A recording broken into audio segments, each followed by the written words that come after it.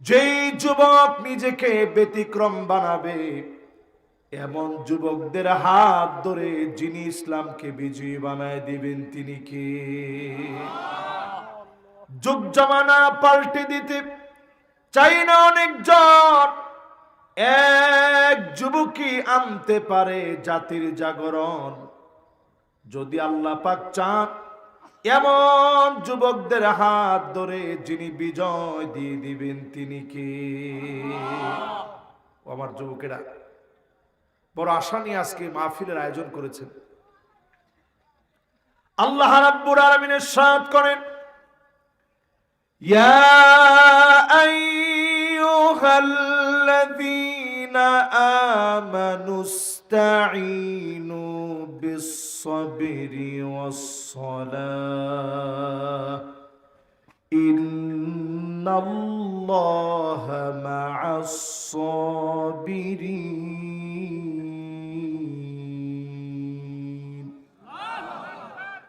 ওহে ঈমানদারেরা, আল্লাহ রাব্বুল আলামিনের কাছে সাহায্য চাবে নামাজের মাধ্যমে, ধৈর্যের মাধ্যমে। ধৈর্যশীলদেরকে দিয়ে এই জমিনের ভিতরে বিজয়ের পর বিজয় যিনি দান করে দিবেন তিনি কে? আজকে পৃথিবীর দিকে তাকায় দেখেন, এই তো কিছুদিন আগে মাত্র মায়ানমারে একটা প্রলয়ঙ্কারী ভূমিকম্প হয়ে গেছে, দেখছেন না আপনারা? আর কোন দেশে হয়েছে? থাইল্যান্ডে হয়েছে। এই মাহফিলে যতগুলো মিডিয়া আসছে, আমি মিডিয়ার দিকে তাকিয়ে বলতে চাই, আপনাদেরকে সাক্ষী রেখে, 1450 বছর আগে আল্লাহর নবী বলে গেলেন পূর্ব দিকে ভূমিকম্প হবে।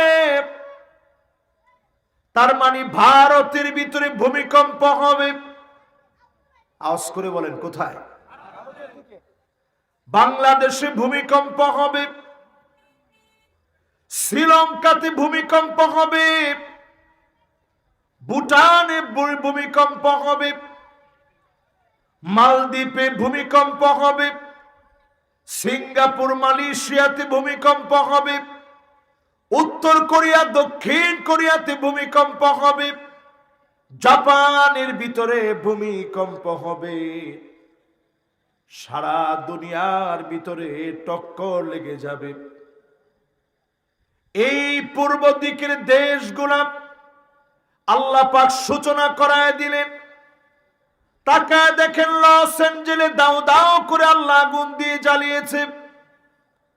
এরপরে আল্লাহ ভূমিকম্প দিলেন। সারা দুনিয়াকে মনে করায় দিচ্ছে আগামীর পৃথিবী মুসলমানদের পৃথিবী, ফিলিস্তিনের বিজয়ের পৃথিবী, ঠিক কিনা বলে? মানবতার পক্ষে যারা দাঁড়ায় না, মাজলুমদের পক্ষে যারা বলে না, রমাদান মাসে একের পর এক হামলা হয়েছে, জাতিসংঘ কোনো কথা বলে না। নতুন করে ইরানের মধ্যে হামলা চলছে।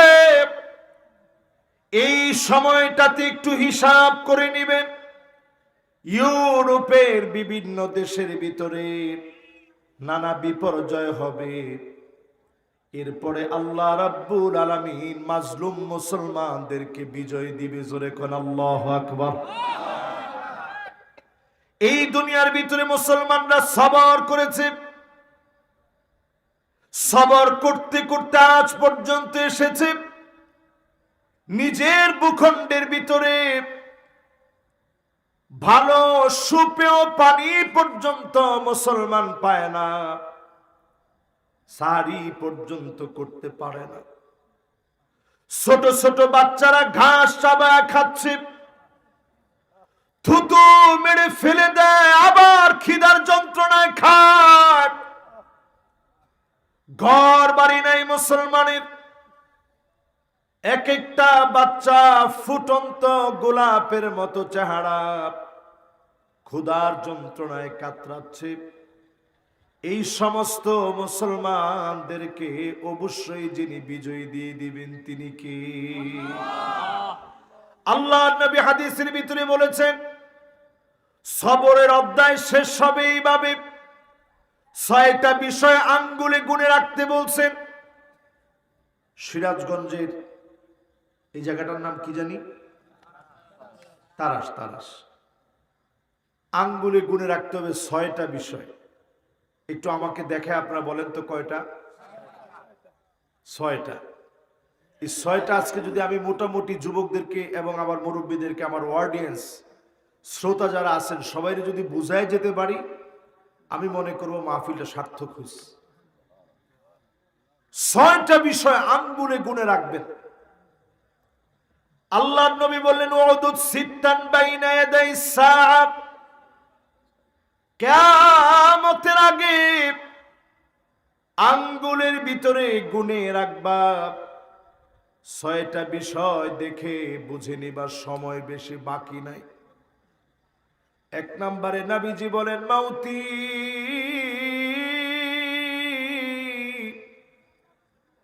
আমি নবী দুনিয়া থেকে চলে যাব। আমরা এমন উম্মত আল্লাহ নবীকে পাই নাই, নবীজিরে জীবনে কোনোদিন দেখি নাই। একটা বার নবীজির হাতে হাত রেখে হাতটা ধরতে পারি নাই। নবীজির চোখে চোখে তাকায় নবীজির চোখের মায়া নিতে পারি নাই।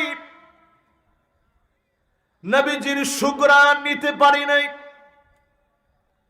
আল্লাহ নবীর চেহারা দেখে জীবনটাকে ধন্য বানাতে পারি নাই। নবীজি চলে গেলেন, তার মানে নবী আঙ্গুলে গুনে রাখতে বললেন, প্রথমটা আমরা পেয়ে গেছি, নবী চলে গেলেন। বাকি আছে আর কয়টা? 1 নাম্বারটা কি? নবীজি চলে যাবেন, নবীজি চলে গেছেন। বাকি আছে 5টা। 2 নম্বরে আল্লাহর হাবিব বলেন, সুম্মা ফাতহু বাইতুল মুকাদ্দাস,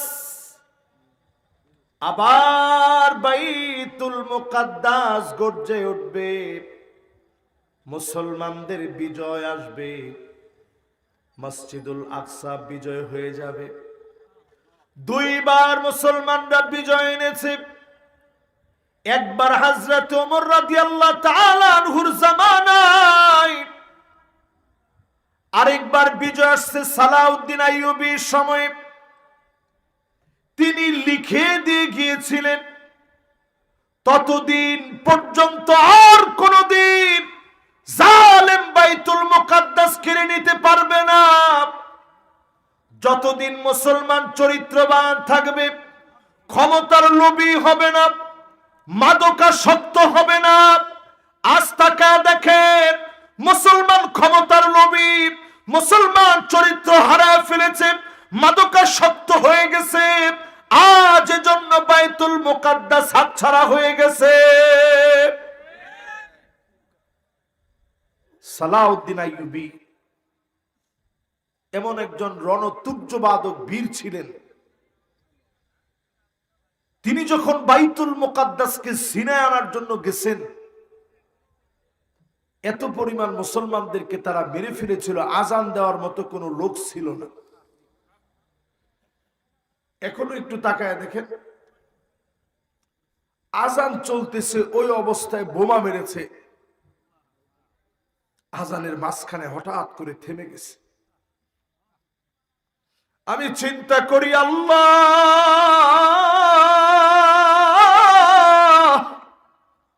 ওয়াকাব্বিরহু তাকবীরা, আপনার আওয়াজকে থামায় দিতে পারে এত বড় জালেম কে আছে? আজকে সারা দুনিয়াতে জুলুম হচ্ছে, এমন সময় আসবে একটা পাথর পর্যন্ত বলে দিবে এখানে ইহুদি আছে, উক্তুলহু, তার গর্দানটা ওড়ায় দাও। সে দুনিয়ায় বেঁচে থাকার কোনো অধিকার নাই।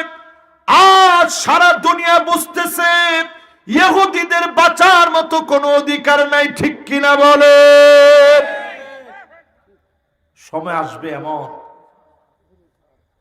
একটা পাথর পর্যন্ত বলবে ওরা ইহুদি, আমার পিছনে ইহুদি লুকায় আছে, এই মুহূর্তে গর্দান ওরা দাও। ইহুদির বেঁচে থাকার কোনো অধিকার নাই। জোরে করে আল্লাহু আকবার। তাহলে বাইতুল মুকাদ্দাস আবার মুসলমানের হাতে আসবে।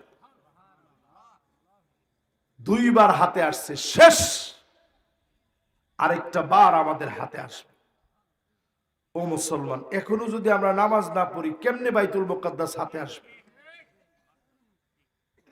এই যে রমাদান মাস চলে গেছে, মসজিদ ভর্তি মুসল্লি ছিল, এখন কত কত মসজিদের ভিতরে মসজিদ ভর্তি মুসল্লিদেরকে এখন খুঁজে পাওয়া যাচ্ছে না, মসজিদ শূন্য হয়ে গেছে। যুবকরা আজকের মাহফিলে শোনে, যতদিন পর্যন্ত এই যুবকেরা না আসবে, বিজয় কিভাবে আসবে? যুবকদের হাত ধরে যিনি মুসলমানদেরকে বিজয় দান করে দিবেন তিনি কে? এই পৃথিবীতে সব বিজয় মুসলমানদের মধ্যে যুবকদেরকে দিয়ে আসছে। আমরা অনেক সময় চিন্তা করি, হুজুর আমরা কয়টা লোক বিজয় কেমনে আসবে? যে কয়টা লোক মাহফিলে বসছেন, এই কয়টা লোক যদি এলাকার ভিতরে ঠিক হয়ে যায়, আল্লাহর কসম এই এলাকা ঠিক হইতে বাধ্য। ঠিক কিনা বলে? এত সোজা মনে করার তো কোনো কারণ নেই। কিছু লোক যদি আমরা ঠিক হই, গোটা সমাজ ঠিক হবে। এই দেশের মানুষ আলহামদুলিল্লাহ, আমি মনে করি পৃথিবীর ভিতরে যত দেশ আছে, অসংখ্য দেশে আমার যাওয়ার সুযোগ হয়েছে এই অল্প বয়স। তো আমি যতগুলো দেশ দেখছি, আমার একটা তাজরিবা, বাংলাদেশের মানুষকে মানুষ যেরকম বলে বলুক, এই দেশের মানুষের মতো এত আবেগী, এত দিন প্রিয়, এত রসুল প্রিয়, এত কোরআন প্রিয় আল্লাহর পৃথিবীতে আর কোন জায়গায় নাই, বাংলাদেশে আছে। জোরে কোন আল্লাহ। অনেক বেশি মানুষের ভালোবাসা আছে। আল্লাহ রাব্বুল আলামিন এই দেশের মানুষকে দিয়ে অনেক বিজয় দিবে। আজকে যদি ফিলিস্তিন আমার পাশে হতো, অসংখ্য যুবক ফিলিস্তিনের জন্য চলে যেত, জীবনের মায়া ছেড়ে দিত, শহীদ হয়ে হলেও আবার ফিলিস্তিনের মুসলমানদেরকে বাঁচানোর জন্য চলে যেত। অসংখ্য প্রাণ মুসলমানদের জন্য কোরবান করে দিত। সংখ্যায় আমরা মোটেও কম না। ইয়ারমুকের প্রান্তের ছোট্ট একটা ঘটনা শুনে আপনাদের হিম্মত বেড়ে যাবে। সেই সময় ইয়ারমুকের প্রান্তে, আমি নিজে ওই জায়গাটায় গেছি, সিরিয়া এবং জর্ডানের মাঝখানের একটা এরিয়া ইয়ারমুক। সেই প্রান্তে সাহাবায়ে কেরাম যুদ্ধ করার জন্য গেছে। 15 দিন লাগছে শুধু যাওয়ার জন্য। 15 দিনকে আমাদের মতো খাওয়ান দাওয়ান ছিল? রক্ত পেশাব হয়ে গেছে, পেশাব করতে গেছে, ফোটায় ফোটায় রক্ত আসছে। সাহাবায়ে কেরাম 15 দিন লাগায় সফর করলেন। তাবিগণ সফর করলেন। 36,000 মুসলমানদের সংখ্যা নিয়ে জিহাদের জন্য গিয়েছে। ক্ষুধার যন্ত্রণায় পেট গুলা পিঠের সঙ্গে লেগে গেছে। খালিদ বিন ওয়ালিদ একটা বক্তব্য দিলেন, আজ আমরা 36,000 জন আসছি, একজন আমরা পিছপা হব না, প্রয়োজনে সবাই শহীদ হয়ে যাব, রণাঙ্গনে রক্ত গুলা ঝরবে, একজনও পিছপা হব না, কালেমার জন্য প্রয়োজনে জীবনটা দিয়ে দিব। 36,000 জন সবাই রাজি হয়ে গেছে। অন্যদিকে সেই সময়ের রোমক সম্রাট, তাদের সৈন্য ছিল 2,40,000, আমাদের চেয়ে কম। কত বেশি? আমরা হয়েছে 36,000, আর তারা কত? তাহলে 2 লাখ কত বেশি? 2,04,000, মানে পুরাটাই তো আমাদের চাইতে বেশি। এরপরও মুসলমানের 36,000 মুসলমানের সৈন্যের কথা শুনে সেই সময় রোমক সম্রাট চিঠি লিখছে চীনের সম্রাটের কাছে, তুমি তাড়াতাড়ি সৈন্য বাহিনী পাঠাও, 36,000 মুসলমান আসতেছে। চীনের সম্রাট সে উল্টা চিঠি লিখছে, ইন্না কাওমান লাউ আরাদু আন ইয়াখলা আল জাবাল লাখালাউ, মুসলমান এমন এক জাতি, এরা যদি পাহাড়কে বলে পাহাড় তুমি সরে দাঁড়াও, মুসলমান বলতে দেরি হবে, পাহাড় সরে যেতে দেরি হবে না, হবে না, হবে না। যখন এই কথা বলছে চীনের সম্রাট, সে কিন্তু মুসলমান হয়ে যায় না, কিন্তু আমাদের পক্ষে এই কথা লিখে পাঠাইছে। তাহলে রোমক সম্রাটের এখন কি পাওয়ার কমছে না বাড়ছে? এমনি তো সে ভয়ে কাঁপতেছিল, আর যখন লিখছে যে মুসলমান যদি পাহাড়কে বলে সর, পাহাড় সরে যাবে, তাহলে মুসলমানদেরকে এখন ভয় কি কম পাইতেছে না বেশি পাইতেছে? চতুর্দিকে কাঁটাতারের বেড়া দিস, মুসলমানদেরকে লটকায় রাখবে। খালিদ বিন ওয়ালিদ গিয়ে বললেন সেনাপতিকে লক্ষ্য করে, ও সেনাপতি, আমরা 36,000 জন এসেছি, একজনও পিছপা হয়ে যাব না, সবাই শহীদ হওয়ার জন্য আসি।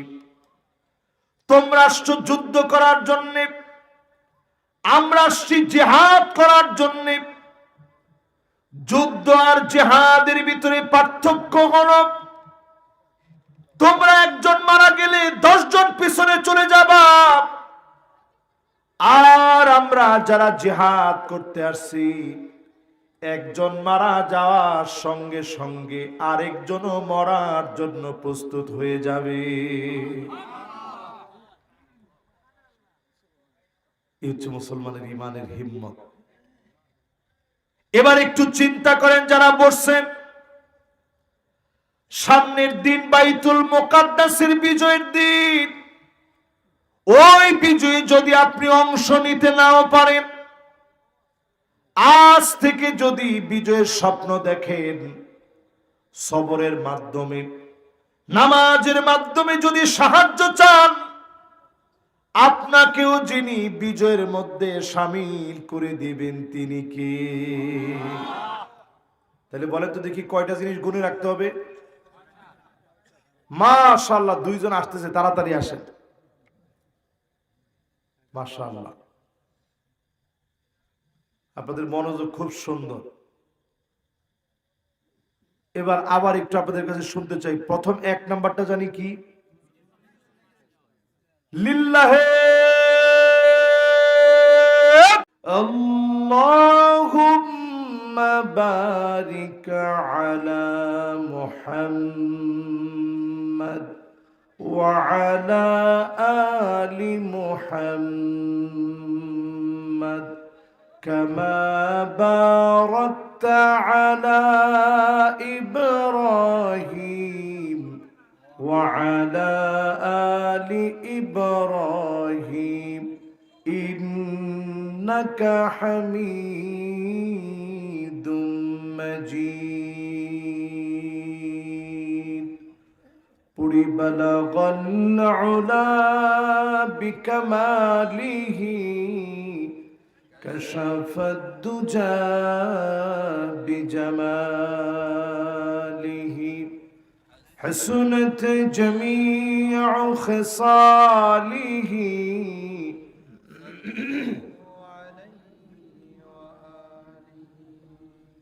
در في شان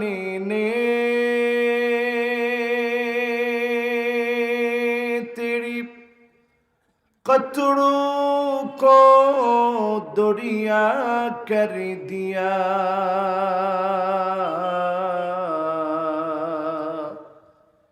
दिल को रोशन कर दिया आँखों को बीना कर दिया बलगल उला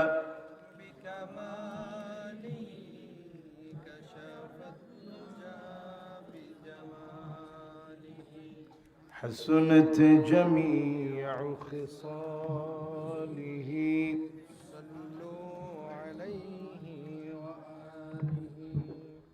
उतर कर गारे हिरा से सूए कौम आया और के नुस्खाए किमिया सतलाया बलगल उला बिकमालिही कशफ दुजा बिजमालिही हसनत जमीअ खिसालिही। বন্ধ করেন না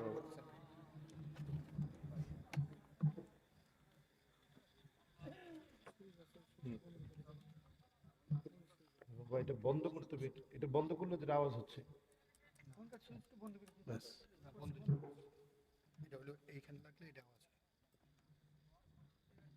এটা সরাই ফেলেন ভাই, এটা সরাই ফেলেন। এটার আওয়াজ আসলে কনসালটেশন নষ্ট হবে, এটা সরাই ফেলেন।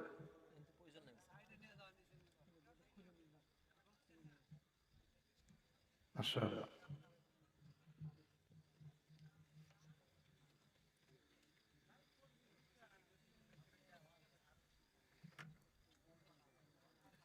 আজকের এই মোবারক মাহফিল